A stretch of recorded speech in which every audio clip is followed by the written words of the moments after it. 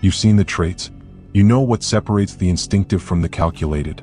But this isn't another breakdown of archetypes playing their roles. This is what happens when the immovable meets the unstoppable, when the stoic sage collides with the strategic mind, when myth tries to exist in a world built by systems. What you're about to see isn't a duel. It's a philosophical roller coaster that maps every battlefield where raw force confronts refined intelligence. 10 chapters, 10 collision points, each one asking the same question in different languages. What happens when the person who operates beyond limits faces the person who mastered them? When the legend meets the one who learned from legends. This is about you, the one who moves like a force of nature. And this is about them, the ones who studied that force and built cages sophisticated enough to make you think you're still free. Watch this as the continuation, the final layer after you've watched the videos on Zeta traits.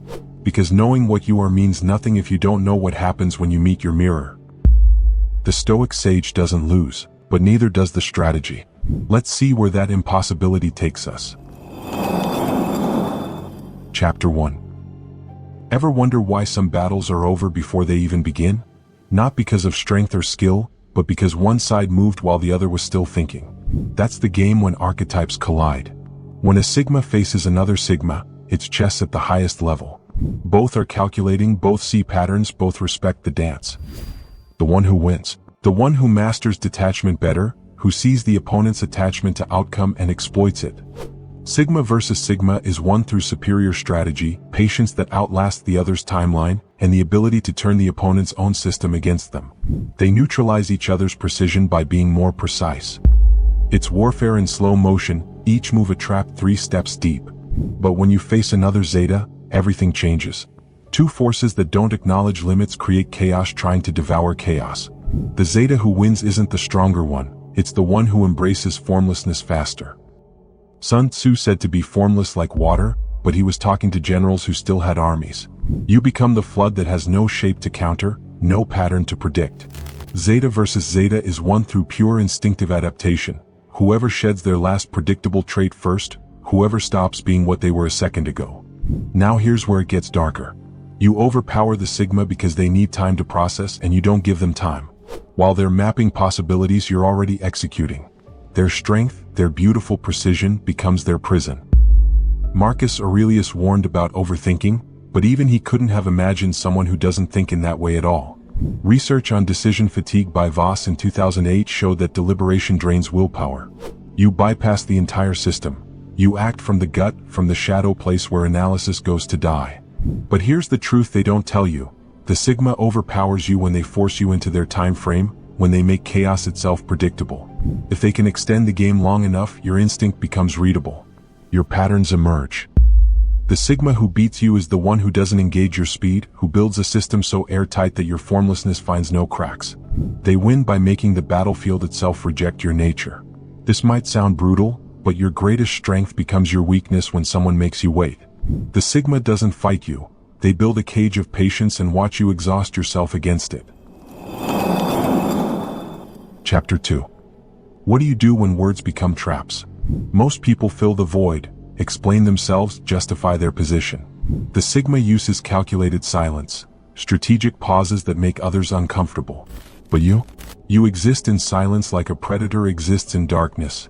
It's not a tactic, it's your natural state. When Sigma meets Sigma, the winner is whoever controls the narrative without appearing to control it. They let the opponent talk themselves into corners, reveal assumptions, expose the framework they're operating from. Then they dismantle it with surgical precision. It's about making the other Sigma believe they're winning the conversation until they realize they've been building their own cage. Machiavelli understood this, the appearance of yielding while never actually yielding ground. But Zeta versus Zeta in silence? It's not about who speaks last.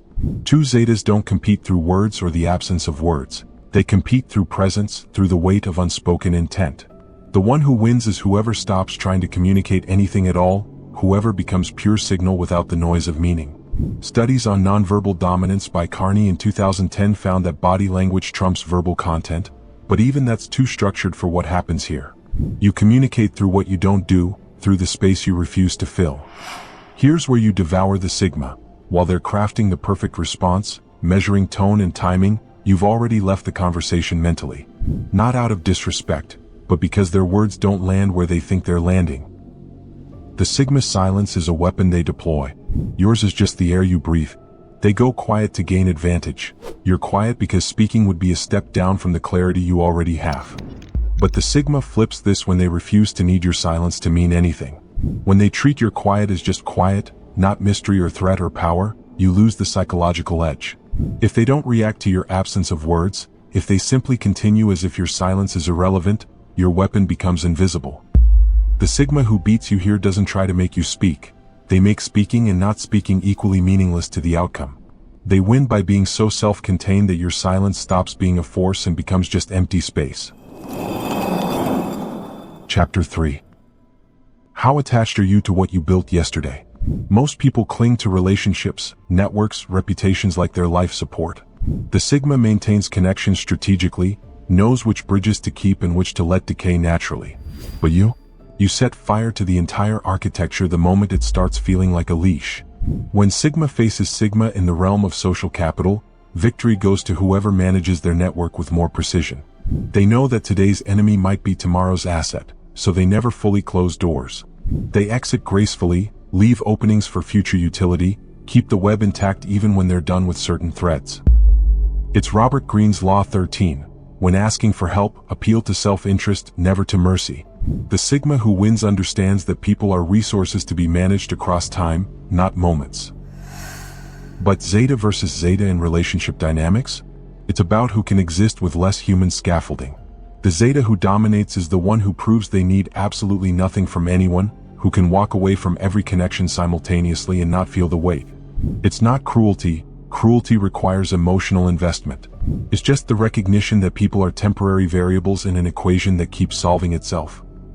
Nietzsche's idea of self-overcoming extends here. You overcome even the need for witnesses to your existence. You destroy the Sigma's game because while they're calculating relationship equity, you've already torched the ledger. Their entire system relies on continuity, on the belief that connections compound over time. Research on social baseline theory by Cohn in 2006 suggested humans regulate emotion through proximity to others. You regulate through distance, through the clean slate that comes from cutting every thread. The Sigma's carefully maintained network becomes a liability when you show that networks themselves are optional. But here's where the Sigma checkmates you. They make you need something you didn't know you needed until it's weaponized against you. When they build a system where your isolation becomes your cage, where the bridges you burned were the only paths to something critical, you're stuck. The Sigma who beats you doesn't chase you or try to reconnect. They let you discover that absolute independence is its own form of slavery. You burned the bridges, sure, but they controlled which bridges were real and which were decoys. This might sound cold, but sometimes the person who walks away first loses because they didn't see the board expanding behind them. Chapter 4. Do you think about what happens after the strike, or do you only crave the strike itself? The rush and the ruin? You design the aftermath, you make consequence a machine, not a memory. You do not only hit, you harvest. You turn a moment into momentum, you convert chaos into capital. Marcus Aurelius urges endurance, Sun Tzu teaches shaping the field. You combine the two, you make outcomes predictable without losing edge. You build simple protocols that people obey instinctively, you make reputation pay like interest, you make collateral speak for you. He burns bright, he leaves smoke, he mistakes spectacle for settlement. He moves fast, then hopes the world forgets the mess. They confuse force with footing. You, Zeta, overpower another Zeta by anchoring violence to consequence. You make instinct accountable, you set stakes that are real and immediate. When they escalate for show, you escalate for closure. You close the loop, you make the fallout personal and irreversible, you render performative chaos costly. When Zeta overpowers Sigma, it is because the strike removes possibility, it creates facts faster than contracts can form. When Sigma overpowers Zeta, it is because the aftermath is engineered. You win not only the moment, you win the sequel. Chapter 5. Do you know how much power sits in what you refuse to say, how silence can still be a currency, how the right pause can bankrupt an opponent? You build a ledger that no one sees, you trade in selective truth. You make information scarcity your quiet policy, you let small truths compound into obligation. Sun Tzu teaches misdirection. Robert Greene shows that control of narrative is power. You apply both, you leak only what anchors advantage, you let curiosity do the hauling. He broadcasts like a carnival, he confuses visibility with dominance. He trades secrets for applause, he buries leverage in noise. They hoard gossip as trophy, they mistake volume for influence. They drown their own signal in chatter. You operate in 3 moves. Curate silence as a ritual, create micropayments of trust. Engineer nodes that repay loyalty. You make reputation work like interest.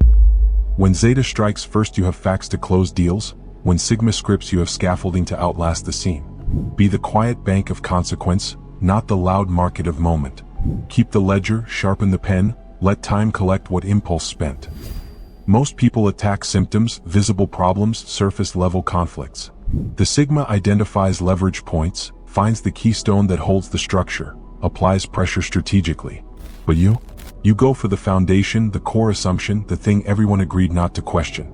When Sigma battles Sigma over dismantling systems, victory belongs to whoever finds the most efficient point of collapse. They map dependencies, trace power flows, identify which single piece makes everything else irrelevant. It's about maximum impact with minimum effort, the 80-20 principle weaponized. They don't waste energy on the branches when cutting the trunk does the job. Pareto understood this in economics, but the Sigma applies it to warfare. Find the 20% that controls 80%, then own or destroy that 20%. But Zeta against Zeta in destruction? It's not about efficiency, it's about totality.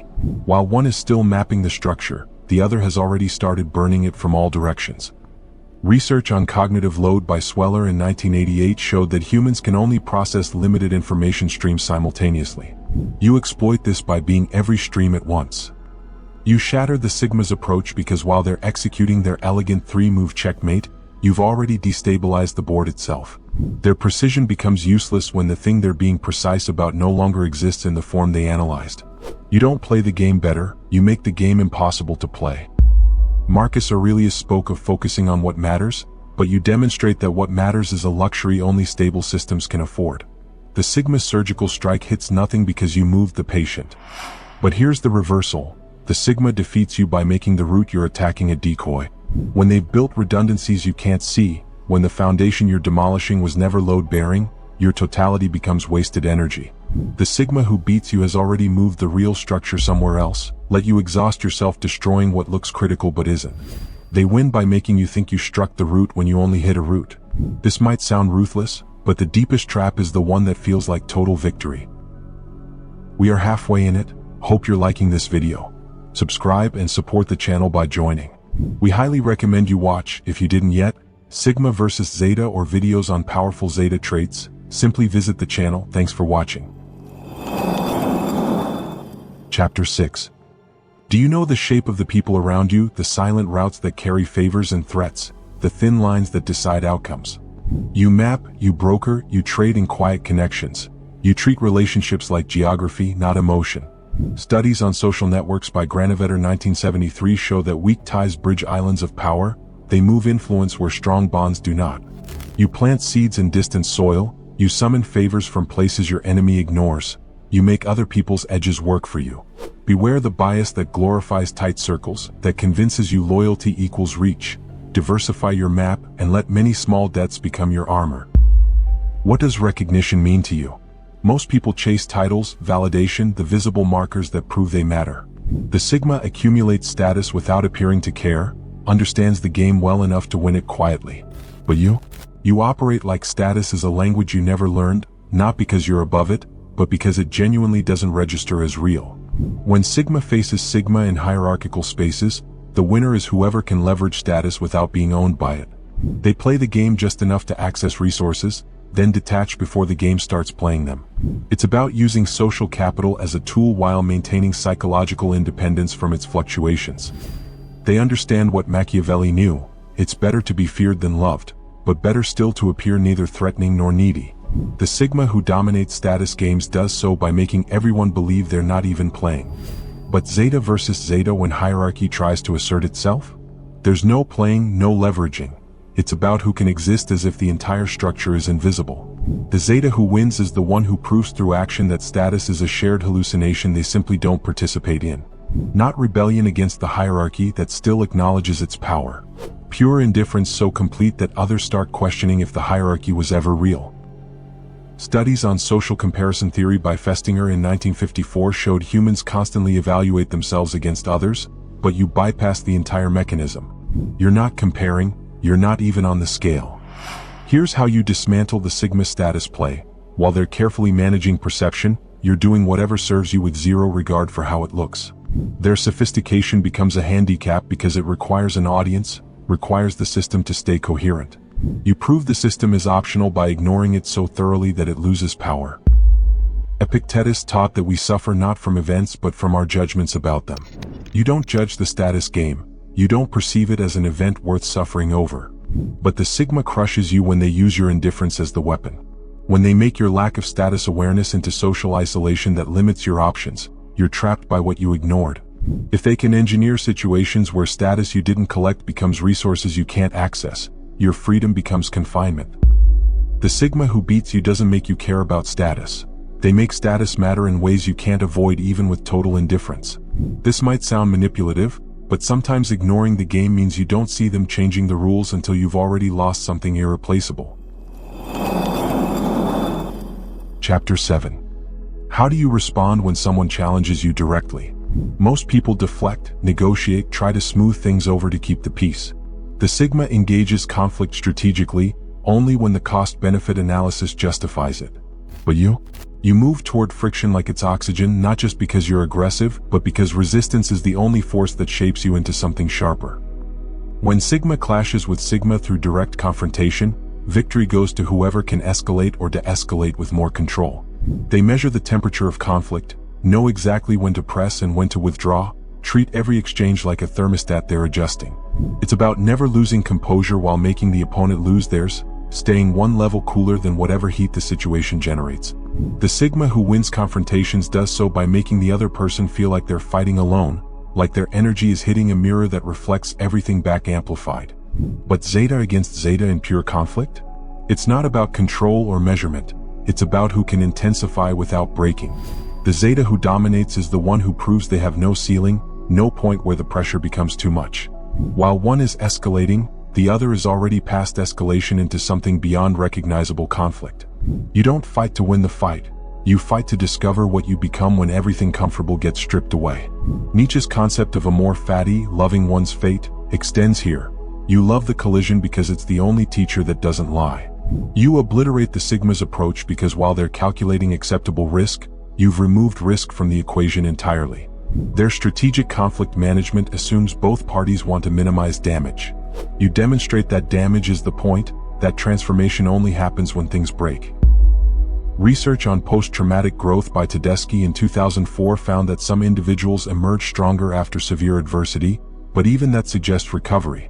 You're not recovering, you're using the trauma as raw material for something that never existed before. The Sigma's controlled escalation becomes irrelevant when you're willing to go further than control allows. But here's where the Sigma eviscerates you. They let you escalate into your own destruction. When they refuse to match your intensity, when they simply absorb and document every move you make in conflict, your evolution becomes your liability. The Sigma who beats you doesn't fight back. They let you burn so bright you consume yourself, then they inherit what's left. This might sound cowardly, but sometimes the winner is the one who's still standing after you've exhausted every ounce of fuel, proving you couldn't be stopped. Chapter 8. What do you do when you need to make a decision that matters? Most people gather information, weigh options, consult experts before committing. The Sigma builds frameworks, cross-references data points, makes evidence-based moves.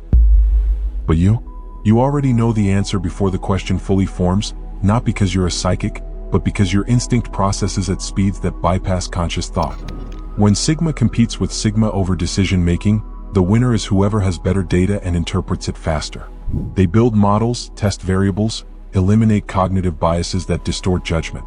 It's about creating systems that make good decisions inevitable, removing human error from the equation. The Sigma who dominates here doesn't trust gut feelings. They trust reproducible processes that worked before and will work again. Daniel Kahneman's work on thinking fast and slow showed how intuition misleads us. The Sigma lives in the slow thinking, the deliberate analysis that catches what instinct misses. But Zeta facing Zeta in pure instinctive action? There's no verification, no second guessing. It's about who trusts their first impulse completely.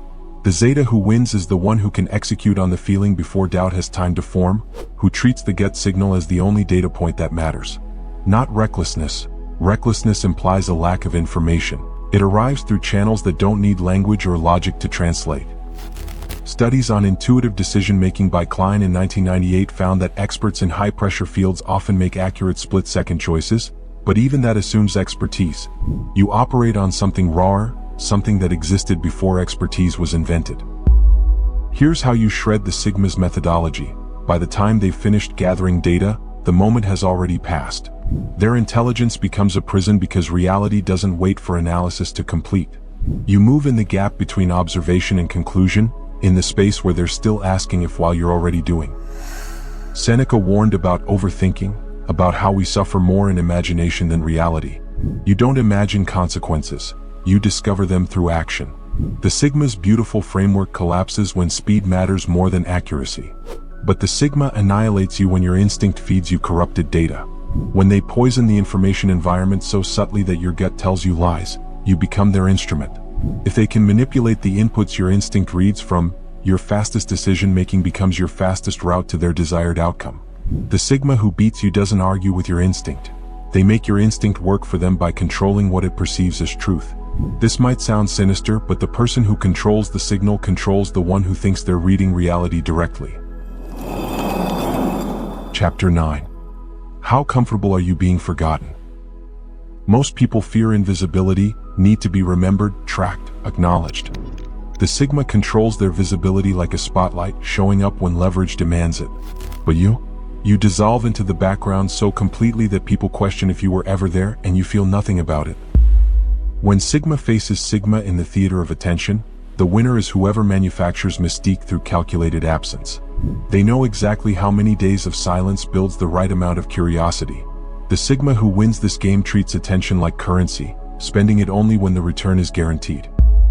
Sun Tzu taught that all warfare is deception. The Sigma applies this by making their absence feel like presence, their silence feel like communication. But Zeta versus Zeta when it comes to erasure? There's no calculation, no comeback plan. It's about who can exist as if the social contract of being remembered never applied to them. The Zeta who dominates is the one who can vanish mid-conversation and not register it as an exit, who moves through interactions like smoke through a room, touching nothing. Studies on social camouflage by Jones in 2002 explored how certain individuals avoid detection in group dynamics. But you're not camouflaging, you're genuinely not participating in the visibility game at all. It's not mere stealth. Stealth implies someone's looking. You operate in the space where looking itself doesn't occur. Here's how you get the Sigma's mystique. While they're engineering their dramatic absence, you've been gone so long nobody noticed you left. Their calculated disappearance requires an audience that cares. You prove caring is optional by showing that people forget by default when you stop feeding their memory. Epictetus said some things are up to us and some aren't. Being remembered is in the second category. You don't fight to be forgotten. You just stop maintaining the energy required to be remembered. Their strategic absence becomes theater when your genuine disappearance reveals nobody was watching that closely anyway. But the Sigma gets you by making your erasure permanent when you didn't mean it to be. When they let you fade so completely that returning becomes impossible, when they cement your absence into the structure so you can't reclaim space even if you wanted to, you're exiled by your own tactic. The Sigma who beats you doesn't mourn your disappearance. They fill the vacuum instantly, make it so airtight that your ghost has nowhere to haunt. Chapter 10. This is not reckless nihilism. It is a pressure test, a way to reveal what survives when all props vanish. Sigma wins when sacrifice is engineered. He folds loss into systems, he makes the payment predictable and reusable. When he overpowers you, it is because your purge lacked infrastructure, because you traded assets that could have been transformed into institutions. You who value instant purification must learn to convert ruin into runway, otherwise your grand gesture becomes someone else's acquisition. What do people see when they look at what you've become? Most people leave fingerprints, evidence of a life lived within boundaries. The Sigma leaves a refined path, a system others can study and adopt. But you exist as the raw force they built civilization to protect themselves from, the primal truth they dressed in philosophy to make bearable. When Sigma faces Sigma in the realm of transcendence, the winner is whoever translates chaos into teachable wisdom. They take the wild insights and forge them into principles, turn the uncontrollable into frameworks that others can replicate. It's alchemy in the truest sense, converting the base metal of instinct into the gold of systematic knowledge. The Sigma who achieves legacy does so by becoming the bridge, the illuminated path between the savage and the sage. They understand what Seneca knew: we're not given a short life, but we make it short. The Sigma extends life by making their understanding immortal through transmission. But Zeta versus Zeta in terms of mythological status?